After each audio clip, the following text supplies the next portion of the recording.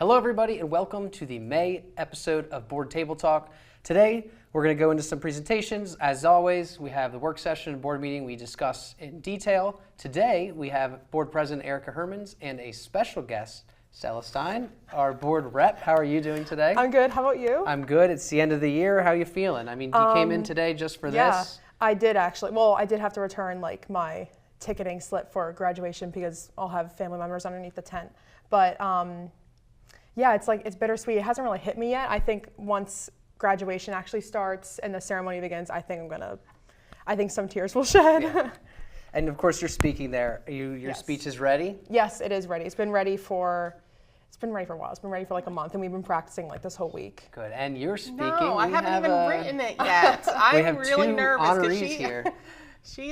I'm going to have to spend some extra time on it because I know that hers is going to be phenomenal. Thank you. Good. All right, so we'll get right into it. Stella, what was it like to represent the student body in front of district leaders and administration? Yeah, I think that's a great question. I think definitely once I first started out, it was very nerve-wracking because obviously you're in front of board members, you're in front of parents that are watching, community members that are in person or online. And there was definitely a lot to work up to because if you say the wrong thing, some people, even though I'm only a student, some people may get mad over it. There might be comments, and I just didn't really want to do that. But as I was able to grow as a board member, essentially, throughout the years since a sophomore, I realized that I was able to find my voice and communicate well what the students wanted to the board. And so I think it was just an amazing experience to be able to represent my class in front of these leaders and administrators and demonstrate what the Spring-Ford students really are like. And if at all, how did being on the board change your perspective on education and leadership within the district? I think that's a great question too, and I think that this really boils down to the MCIU legislative breakfast that I went to a few weeks ago. That was a really great experience, and I was able to see the different community members and administrators in Montgomery County advocate for public education, and to see the passion of these individuals as they were advocating really moved me, and I think that was amazing just to see how strong and impactful public education is in our community. Great. And has your experience on the board influenced what you wanted to study or pursue professionally? Yeah, I think that, again, going back to the MCIU breakfast, I think that seeing how passionate people are about public education and the benefits of public education, I think that could definitely be a path that I will pursue in my future career because I want to work in legislation, some type of leadership in our country, and I think that could be one of my initiatives going forward. Good. And if you could take one thing from Spring-Ford with you to Penn, which congratulations, you go into UPenn, that's amazing. What would it be if you could take one thing from Spring-Ford with you? Yeah, there's so many things that Spring-Ford has given me that have really built me into who I am today, but I think that the sense of community that I've gained from being a student here will really benefit me at Penn because you meet so many different teachers here who have different passions, different students with different passions, and different community members through the plethora of events that we have. And I just think it's amazing to see how people are so excited about certain things in their life and they're so educated on certain things in their life. And learning from that, I'm able to carry that diversity, that sense of diversity, the sense of community with me to Penn. And I think I'll be able to make an impact there, hopefully. Awesome. So then any advice to the next school board student board representative? Yeah, I think my biggest piece of advice is be yourself and learn to communicate because when you're giving those board reports on the work session meetings, it can get nerve-wracking because like I said before, you're speaking in front of the community, the school board members, different legislators possibly, and you don't want to be afraid to speak up and advocate for the students. So what you have on your board report, you don't just want to say that. What I always try to do when I would give my board reports is elaborate on things that I think would be good for students to hear because that's what you're doing. You're giving a report for the students. So I would advocate for different student events. I would congratulate people or congratulate certain things from my report, and that's all because of my communication. So key communication skills and key confidence too, because you don't want to sit there and act like you're inside of yourself. You want to be confident and you want to know that you're there for a reason. Be confident in yourself as a leader to Spring-Ford. And we could see that confidence develop in you through your time on the board. Yes. And thank you for that. Those were the kind of the hard-hitting journalism questions. Now, Is there anything else you'd like to add, or Erica, if you'd like to ask any I questions? saw that confidence in Stella from the first time I interviewed her 2 years ago. So as I said at the board meeting, I'm like, she walked out of that interview room and I was like, man, she is fierce, because she came in and she articulated why she wanted this role and what she was going to do with it if she had the opportunity. So, I know that you mentioned that, in watching some of the board dynamics over the last couple of years, it is something where, you always worry a little bit about perception, right? The perception risk, like how will people feel, if I make this comment, how do people feel if I vote no? And, what I would say to you, especially if you're looking to get into this field, and I think you do a good job of this, which is, you want to take in those data points, but ultimately have conviction in how you vote. And, I know that you're going to make the right choices in life. Yeah, thank you. So. All right, well, thank you for coming on today, and thank you best for of luck having to me. you in the future, and Yes. thanks for all you've done for us here at Yeah, of Springboard. course. Thank you guys for having me so much. I really appreciate this. So we're going to take a quick break. Maybe I'll put up some video of her at the board table, a little bit of a montage, and then we'll be right back to get into some of the committee reports and our favorite topic, the budget. See you back in a second. It is that time of the year that we say farewell and thank you to our outgoing student school board representative and welcome a new one. Stella, it's been a pleasure working with you over the last 2 years, but more importantly, watching you take on everything you set your mind to over the last 4 years. I thank you for your contributions to our school community and the selfless manner in which you did so. The University of Pennsylvania is getting a great one next year. Thank you for everything, Stella.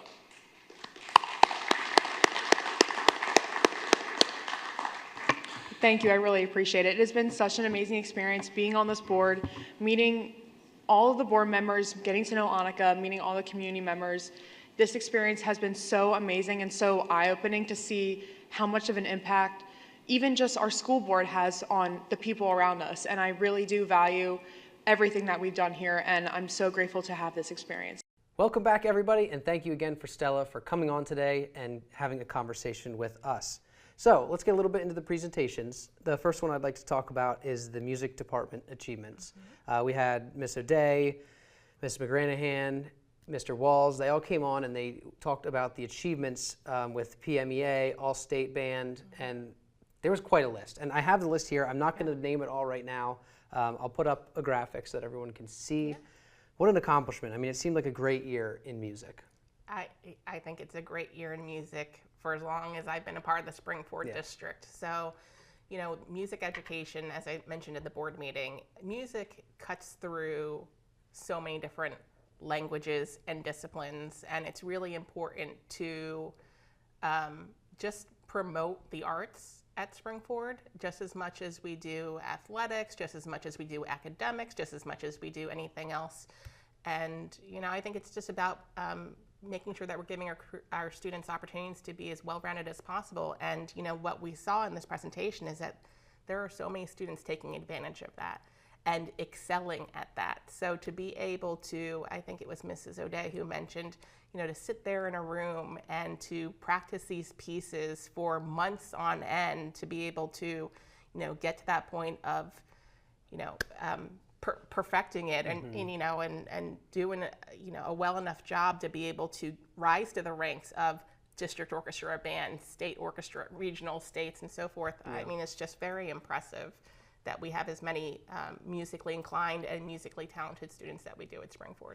Yeah, and that brings us right into Best Communities for Music Education Recognition from Tom Kelly from Zeswitz. This was our, I want to say the ninth year? Ninth year of achieving this award. So I always love seeing Mr. Kelly in our May or June meeting. Yeah. This is an award that, as you mentioned, we've earned for 9 years in a row. He mentioned at the board meeting that there are roughly 14,000 school districts across the nation, and of those who apply, the awardees each year is getting a little bit smaller and smaller. So I think we went from about 970 awardees last year to 935 awardees across the nation, Springford being one of those. And I think it's just a testament to the efforts of our staff, instilling that love of music and the arts into our students taking advantage of that and taking ownership in their own learning and their musical experience. And, I have to thank everyone for that, because that's just a reflection of all of their work. Yeah, and going to the concerts and everything, they're incredible. They're Yes. truly beautiful to listen to. It is. So moving on, next, the other presentation was boys lacrosse. They had won the PAC championships again. So there was a proclamation for that. Some of the students came, they walked around, shook some hands. Yeah. That was good. I mean, it's always good for success in whether it's music or athletics. Yeah, and or academics. I mean, congratulations to the boys lacrosse team, another fabulous year, and I was able to attend the senior athletic ceremony this past week and celebrate our senior athletes across all of our sports, right? Fall, winter, and spring season. And again, it's just a testament to the priorities that our school district, like the goals that our administration and our staff really set for like what we want the student experience to be. When you see as many senior athletes as we have who are excelling in their discipline and taking away those skills like leadership, like time management, like adaptability, all those skills that they learn from their sport into their next phase of life, like you can't doubt that they're going to have continued success. Yeah, and I feel like every board table talk, we talk either about some kind of music recognition or academic or athletic recognition. Yeah. So that's awesome. And every board meeting, there's something to talk about. Good. And speaking of something we always talk about, the budget, That was an interesting transition. right? Okay. Should we get into it? From athletics and music to the budget. Yes. All right. So the budget was approved on Tuesday, and the prior week, Jim Fink did give us a good update on all of the scenarios available. Why don't you tell us a little bit about what scenario we went to, and then if you want to talk a little bit about what the options were? Yeah.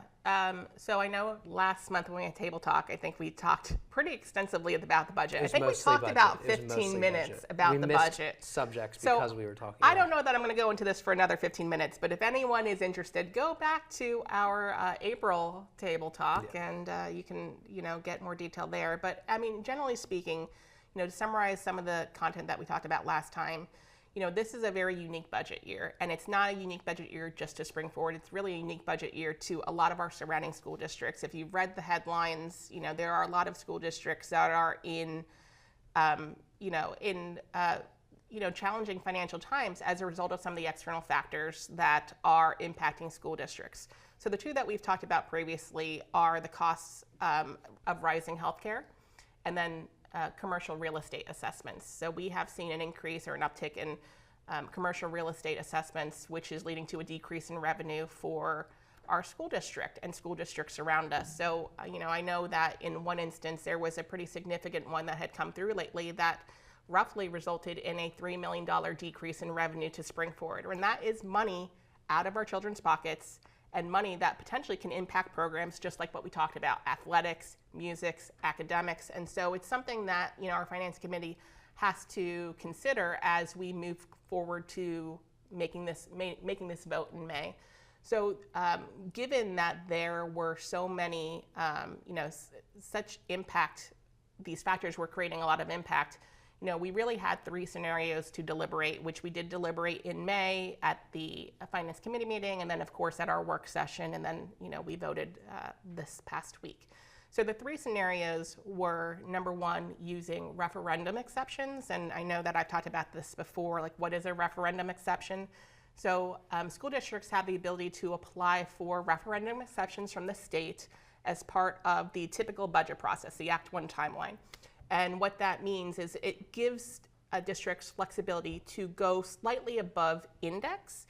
Index is generally the number that school districts, it's kind of like the ceiling. It's the ceiling in which school districts can raise taxes.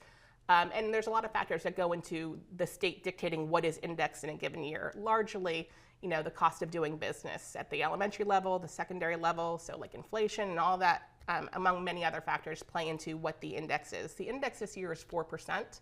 And so referendum exceptions give us school districts the ability to slightly go above index without having to go to vote a referendum or anything along those lines. And so this year when we applied for exceptions, the amount that was granted to Spring Forward was a little over $1 million. And that number can change year to year. There's, again, a lot of factors that go into that, one of which being special education costs, the amount that you spend on special education. So, with that said, one of the scenarios that we were deliberating is, do we want to use the referendum exceptions to go above index and to be able to cover that budget gap for this year? The other option that we were considering is not using referendum exceptions, and in doing so, the question then becomes, where might you cover that gap to get to the 4%? And that could be things like using potentially debt service, which we also deliberated and had a lot of questions for our CFO around, is that a good use? How does that impact our ability to look towards future projects, et cetera, et cetera? And then the other option was to use maybe a mix of debt service and referendum exceptions to be able to cover. So in the end, the board, it was the recommendation of the Finance Committee to move forward with scenario 1, which is to use the referendum exceptions, which would take us from a 4% tax impact to a 5.14% tax impact. And then we can talk about what that means. But maybe I'll stop to see, since I've been rambling on for so long, if there's anything that's on your mind. And that will help in the long term, correct? More than any of the other options. And that was a lot of what we talked about in finance, which is, what you have to, when you think about approving a budget, you have to, of course, think about the short term, but then you also have to think about the long term.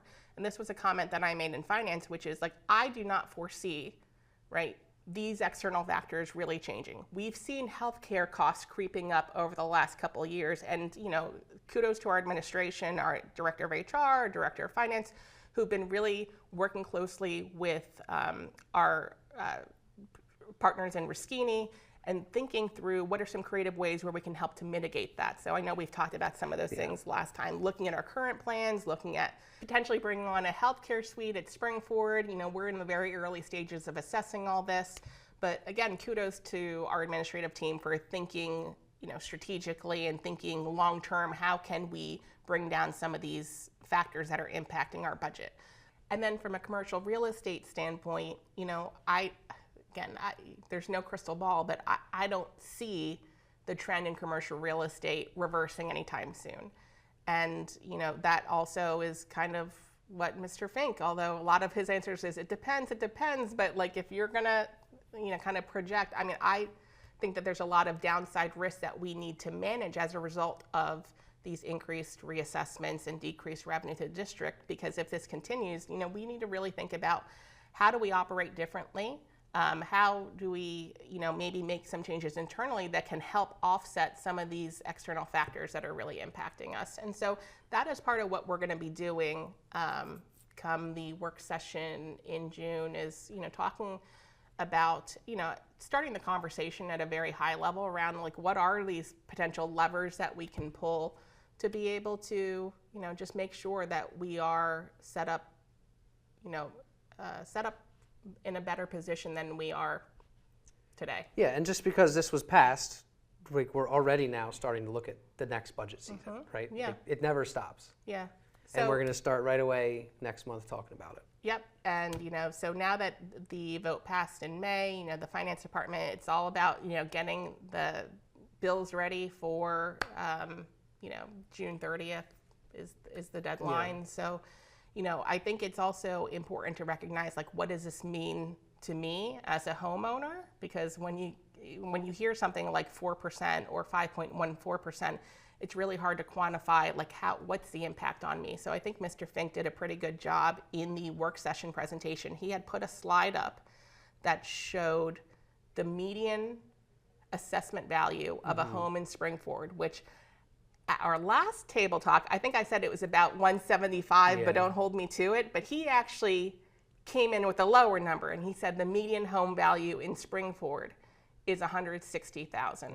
So based on again, median is the middle, so there's some that are higher, some that are lower. But remember, assessed value is not your market value of your home. It's generally much less than the market value of your home, and it doesn't change unless you have an expansion or something added to the structure itself. So you can go out there and find out what your home assessed value is, but the median that he was reporting was about 160.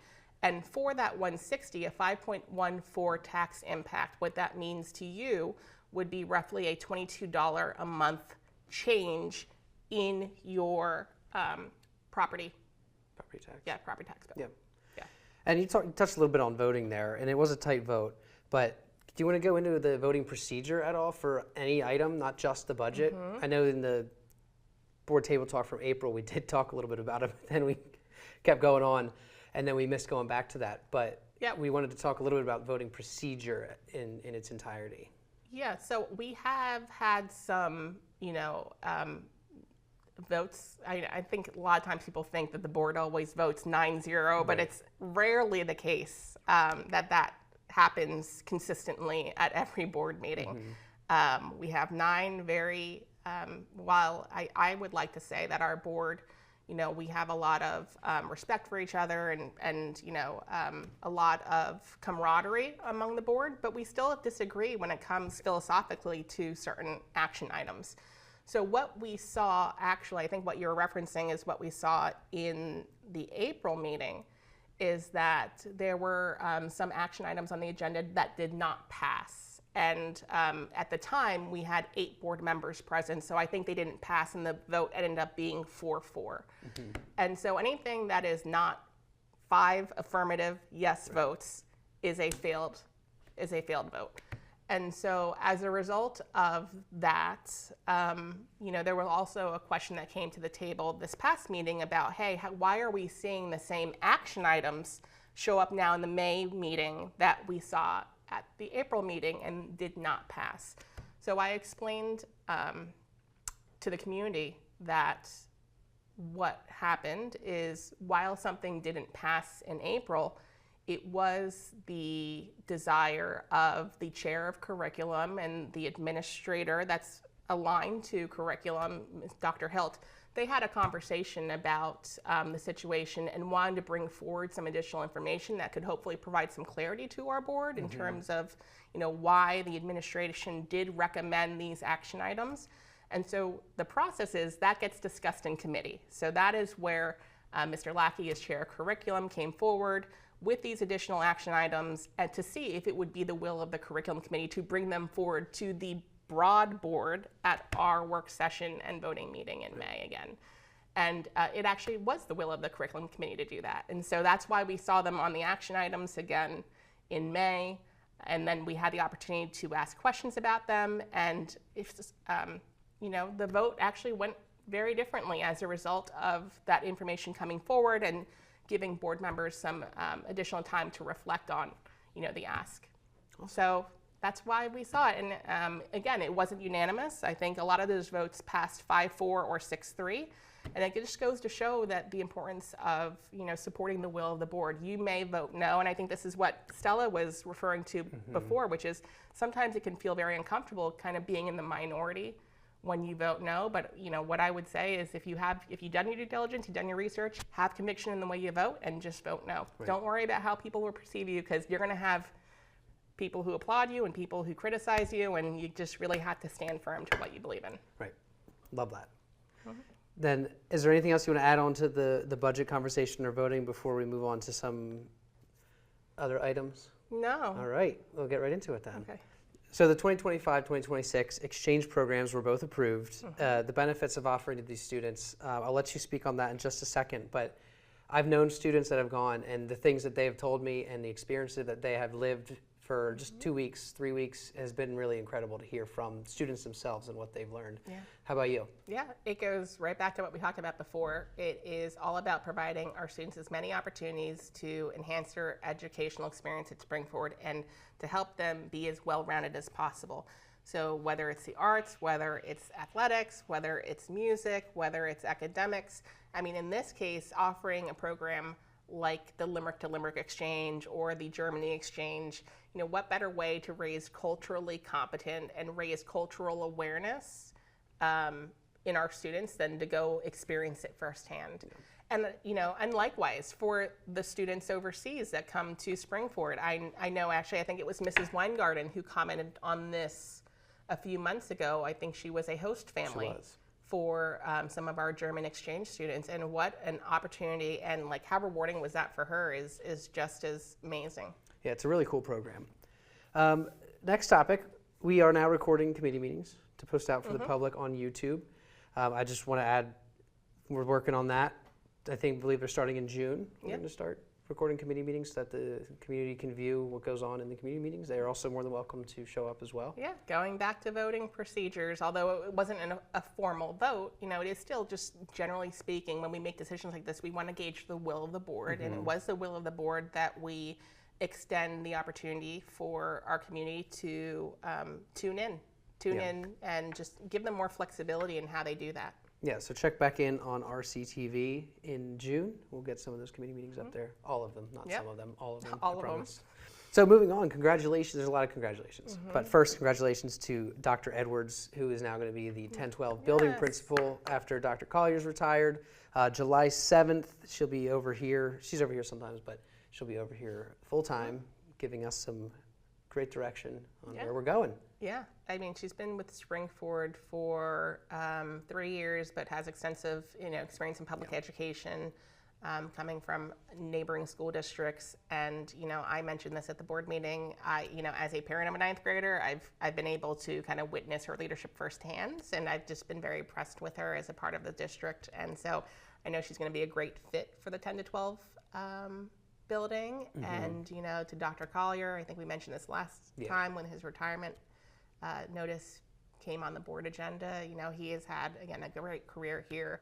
Yeah. And he'll be, still as a 10-12 principal, giving one final commencement speech Yes.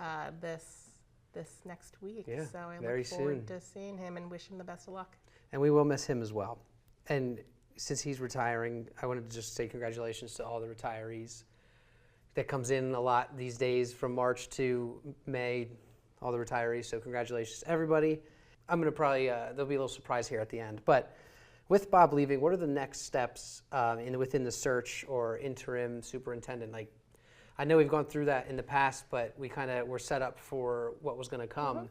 How does it go right now with interim and searching for a superintendent? Yeah. So one of the primary responsibilities of a school board is to hire, oversee, and really evaluate the superintendent position.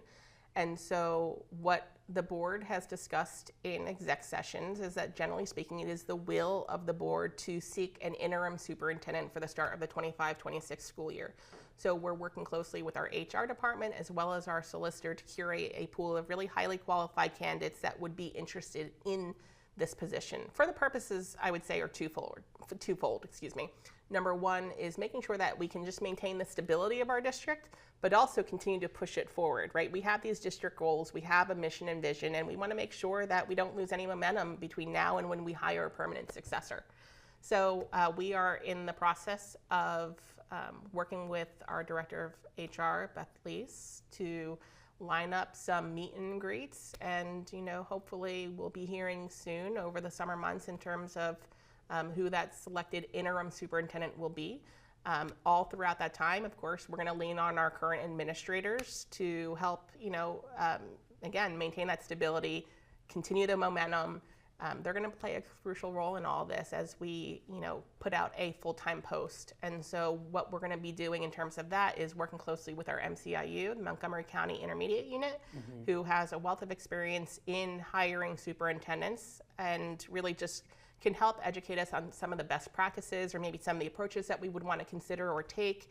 And from there, we'll seek their guidance and, again, work closely with HR and our solicitor to really determine the right timing for when we want to put that post out there so that we can get the best pool of qualified candidates that would be interested in taking on and leading the district forward. Right.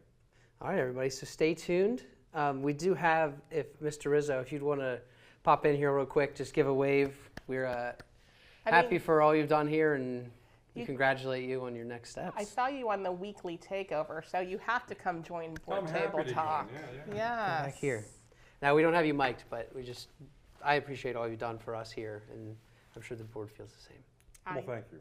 Yeah. Not to speak for I the board, definitely feel but- the same, but I'm gonna hold off until June to say these things. But I can't really express how much your guidance has helped me in this board president role over the last 3 years. Because as Stella was saying early on, sometimes you can second guess yourself, and if you're doing the right things, and Bob has so many years of experience in public education, working with different boards, working with different superintendents, and so I really appreciate you and helping to mold me and into hopefully what is a long career in school board on the school board. So thank you. For Well, that. my pleasure. Springford's a great place to be. I've enjoyed all my time there for sure, and it's in good hands. We have a great team. We have a great board, so I'm looking forward to paying attention as a parent. Yeah. Hey, we'll see you out in the Yes. stands Yep. as a fan. Absolutely. Yeah. Well, thanks for popping in. I'll close Thank it out you. now. All right, sounds good. Hug. Okay. Oh, boy. All right. All right. Thank you, everybody, for staying tuned today for our May episode of Board Table Talk. We will see you in June.